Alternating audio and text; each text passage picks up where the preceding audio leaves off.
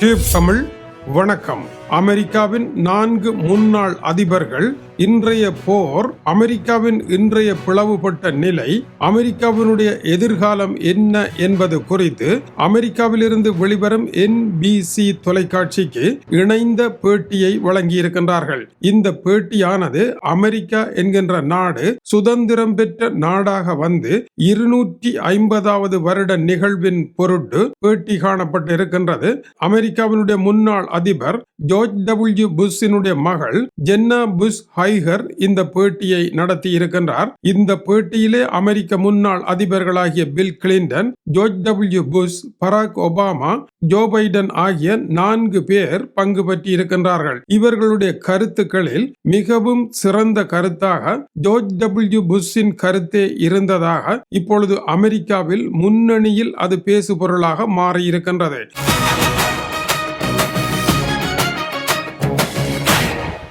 அமெரிக்க அதிபர் டொனால்ட் ட்ரம்பினுடைய கட்சியை சேர்ந்தவராக இருந்தாலும் டொனால்ட் ட்ரம்பினுடைய செயற்பாடுகள் குறித்து எந்த விதமான கருத்தையும் தெரிவிக்காமல் உறைந்த மௌனம் காத்து வந்த ஜார்ஜ் டபிள்யூ புஷ் இப்பொழுது தன்னுடைய முதலாவது கருத்தை வெளியிட்டிருக்கின்றார். டொனால்ட் ட்ரம்ப் காலத்தில் ஏற்பட்டிருக்கின்ற இந்த குளறுபடிகளை எப்படி சீர் செய்வது என்பதற்கு அவர் தன்னுடைய தியரியை முன்வைத்திருக்கின்றார். அது மிகவும் இலகுவானதாகவும் எளிமையானதாகவும் இருப்பதாக அமெரிக்கர்கள் கூறுகின்றனர். ஜனநாயகம் என்பது தானாகவே சீராக்கி கொள்ளும் என்று குறிப்பிடுகின்றார். அமெரிக்க ஜனநாயகமும் காலப்போக்கில் தானாகவே தன்னை சீர் செய்து கொள்ளும் என்றும் குறிப்பிடுகின்றார். இப்போதைய அரசியல் குழப்பங்கள், ஈரான் போர், பிளவுபட்ட அமெரிக்கா என்பதெல்லாம் இதுவும் கடந்து போய்விடும் என்பது போல கடந்து போய்விடும், அமெரிக்கா தன்னளவில் மீண்டெழுந்துவிடும் என்றும் அவர் குறிப்பிடுகின்றார். அமெரிக்கா இப்பொழுதுதான் பிரச்சனையை காண்கின்றது என்பது அல்ல. அமெரிக்கா இது போன்ற பெரும் பெரும் பிரச்சனைகளை எல்லாம் சந்தித்த பொழுது அவற்றை மனிதர்களினால் தீர்க்க முடியவில்லை. ஆனால் ஜனநாயகம் நாளாவட்டத்தில் அந்த புண்ணை ஆற்றி சீராக்கி அமெரிக்காவை வெற்றி பாதைக்கு கொண்டு சென்றது. எனவே எல்லோரும் உற்சாகமாகத்தான் இருக்க வேண்டும். எல்லா கட்டங்களிலும் நீங்கள் செய்ய வேண்டியது உங்கள் வாக்கு சீட்டுகளை நீங்கள் சரியான முறையில் பயன்படுத்த வேண்டும். அதுதான் முக்கியம் என்று குறிப்பிட்டார். இதனுடைய கருத்து, இன்று டொனால்ட் ட்ரம்ப் மீது நீங்கள் விமர்சனங்களை வைப்பதற்கு முடியாது. ஏனென்றால் நீங்கள்தான் வாக்களித்து அவரை தேர்வு செய்து விட்டிருக்கின்றீர்கள். உங்களுக்கு யாரை தேர்வு செய்வது என்பது சரியாக தெரியாத காரணத்தினால் தான் இத்தனை பிரச்சனையும் வந்திருக்கின்றது. ஆகவே டொனால்ட் ட்ரம்பை திருத்துவதை விட முதல் நீங்கள் உங்களை திருத்திக் கொள்ளுங்கள் என்ற பொருள்பட அமெரிக்க மக்களுக்கான அறிவுரையை அவர் வழங்கினார். எனவே வருகின்ற இடைத்தேர்தலில் 10 ஆசனங்கள் இருக்குமாக இருந்தால் 9 ஆசனங்களில் இப்பொழுது டொனால்ட் ட்ரம்ப் தோல்வி படியில் நிற்கின்றார். 10லும் தோல்வி அடையக்கூடிய ஒரு சூழ்நிலையை ஜார்ஜ் டபிள்யூ புஷ்ஷினுடைய இந்த கருத்து ஏற்படுத்தி இருக்கின்றது. அமெரிக்காவினுடைய டாலர் அடி வாங்கி இருக்கின்றது டொனால்ட் ட்ரம்பின் காலத்தில். மேலும் அமெரிக்காவினுடைய முக்கியமான ராணுவ அதிகாரிகள் பதவி நீக்கம் செய்யப்பட்டிருக்கின்றார்கள். அமெரிக்க நிறுவனங்களை கையகப்படுத்தும் வேலைகள் நடைபெற்றிருக்கின்றது. இப்பொழுது கடைசியாக ஒரு விமான நிலையத்தையே அமெரிக்காவினுடைய அரசு வாங்குவதாக முடிவு கட்டப்பட்டிருக்கின்றது. இது ஒரு கையகப்படுத்தல் நடவடிக்கை என்று கடும் விமர்சனங்கள் வந்திருக்கின்றது. ஆனால் இத்தகைய நிலைமைகள் இருந்த பொழுதும் 4 அதிபர்களும் நம்பிக்கையை கைவிடாமல் மக்களுக்கு நம்பிக்கை வழங்கும் உரைகளையே ஆற்றியிருக்கின்றார்கள். ஆனால் ஜார்ஜ் டபிள்யூ புஷ்ஷினுடைய உரையின் ஒவ்வொரு சொற்களும் டொனால்ட் ட்ரம்பினுடைய பழி வாங்குகின்ற பண்பை எதிர்ப்பதாகவே இருந்தது. அவர் பழி வாங்கும் இயல்புகளை கடுமையாக வெறுத்து அங்கு பேசிக் கொண்டிருந்தார். இந்த இடத்தில் 4 தலைவர்களும் ஒரு விடயத்தை சொன்னார்கள். அமெரிக்கா அதன் தலைவர்களை விட பெரியது பெரியது பெரியது என்று கூறியிருக்கின்றார்கள். இதற்கு காரணம் டொனால்ட் ட்ரம்ப் தான் ஒரு கடவுள் என்றும் வழிபாட்டிற்கு உரியவனும் என்ற பொருள்பட போதிய அதிகாரத்தை கொண்டு நடத்துவதனால் அமெரிக்காவை விட டொனால்ட் ட்ரம்ப் பெரியவர் என்கின்ற கருத்தை அவருடைய மேகா அணியினர் உருவாக்கி வருகின்ற காரணத்தினால் அமெரிக்கா அதன் தலைவர்களை விட பெரியது என்று நால்வரும் கூறியிருப்பது டொனால்ட் ட்ரம்பிற்கு எதிரான ஒரு வாதமாகவே இருக்கின்றது.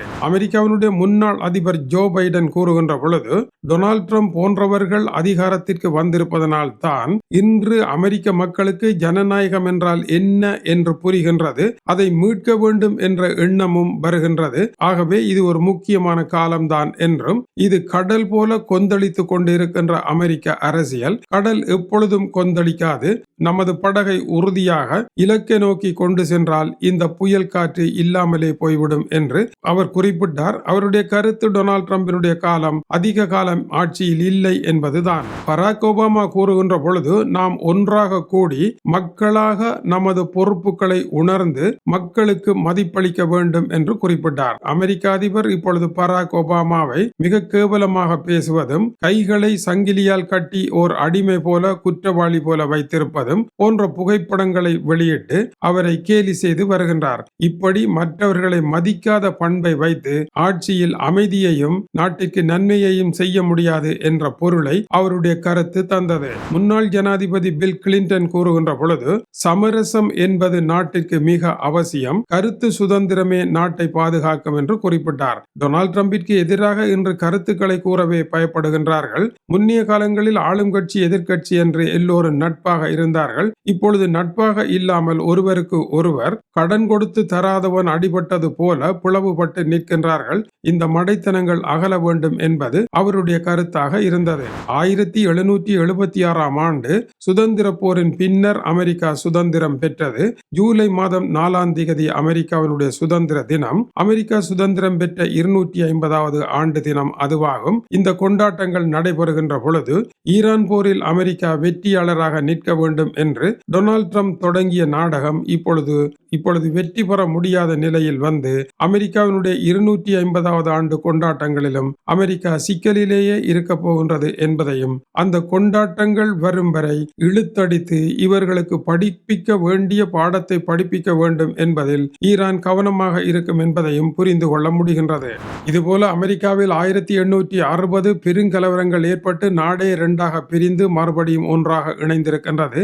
2020-26 கால பகுதியில் அரசியல் ரீதியான சமூக பிளவுகள் ஏற்பட்டு இருக்கின்றது. ஜனநாயக நிறுவனங்கள் மீதான நம்பிக்கைகள் குறைந்திருக்கின்றது. இந்த 250வது ஆண்டு விழாவிலாவது அமெரிக்கர்கள் இந்த பின்னடைவுகளை எல்லாம் சீர் செய்து முன்னேற்றமாக ஒரு காலடியை வைப்பார்களா என்ற எதிர்பார்ப்பு அமெரிக்கா முழுவதும் நிலவுகின்றது. அதன் அடிப்படையில் இந்த 4 அதிபர்களும் மக்களுக்கு நம்பிக்கையை கூறியிருக்கின்றார்கள். நம்பிக்கையை கூறுவதை தவிர இவர்களுக்கு வேறு வழி இல்லை என்பதையும் இந்த பேட்டி உணர்த்துவதாக இருக்கின்றது. இது டியூப் தமிழனுடைய உலக செய்திகளுக்காக டென்மார்க்கில் இருந்து கீசே துரை. வணக்கம் உறவுகளே.